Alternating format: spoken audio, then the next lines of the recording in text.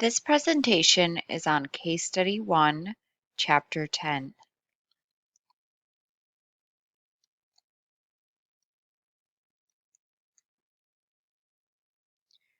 Overview. This case study is on a group of dockside workers that worked for a shipping company and were being investigated for their involvement in theft. Mr. Sherman, the newest member of Meade's security team, was tasked with investigating two dock workers, Mr. Lee and Mr. Jackson, with their possible involvement in the theft. At 8 a.m., both men were supposed to meet with Mr. Sherman. However, Mr. Sherman was an hour and a half late. During the interview process, Mr. Sherman made unprofessional statements to both Mr. Lee and Mr. Jackson and accused them of their guilt in the crime. He threatened them with assault and pressured them to confess. Question 1 asks to name at least 3 mistakes that Sherman made in interviewing Mr. Lee and Mr. Jackson. So the first mistake that Mr. Sherman made was that he was unprofessional. He did not come on time, and he did not even bother apologizing for that or bother with an explanation for his lateness.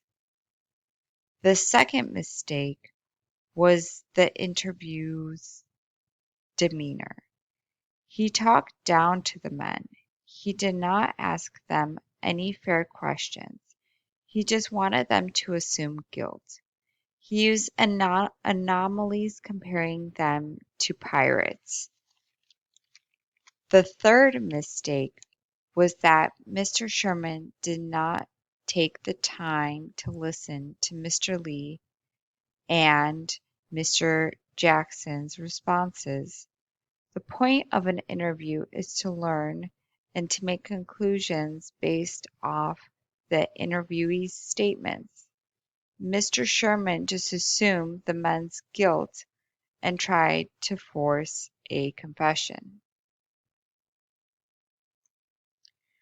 Question 2. The chapter identifies some of the characteristics of a good interview. In what ways could Sherman have changed the interview? This chapter mentions that an interviewer must be efficient, courteous, polite, and careful with their language. Based off this, Mr. Sherman should have started the interview with introductory questions to confirm that the respondents agree to cooperate. Next, he could have had a polite conversation to learn about the men's backgrounds in the company. He should have avoided subjective language like "you did it" and used the men's testimony to draw a conclusion. There's 3 types of questions he could have asked. He could have asked an open, a closed, or a leading. And he was overall not careful with his language. Question 3. What are some threats and claims made that Sherman could not prove? Is it ever acceptable to make a threat that involves violence? Sherman made the following threats, quote, Lee, do you know what they did to the pirates in pre-colonial Virginia? They were executed in the gallows and their bodies were hung in iron cages on the shores of the bay as an example. That would be thieves and pirates. Not a pretty picture, is it, Lee? The next threat he made was, quote, now let's cut the crap. You dockies are guilty as hell. We've got paper trails a mile long to prove it along with surveillance tapes and written confessions from Hill and Grant. Do yourselves a favor and write out your confessions. If you don't, I might just leave you here with Bruno, and if you physically assault him, he beats you silly. Well then, it'll be your word against his.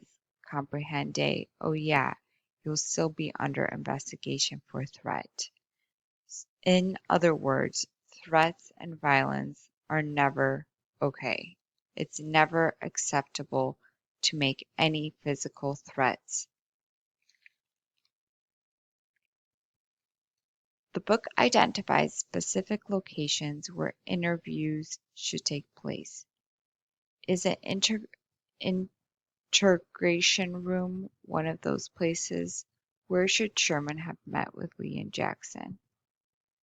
Sherman should have met with Lee and Jackson in a comfortable environment, as an interrogation room is not one of those places for an interview to take place.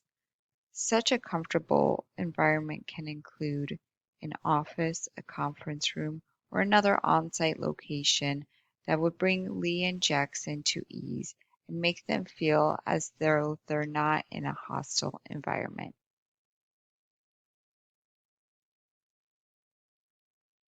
Here are the references.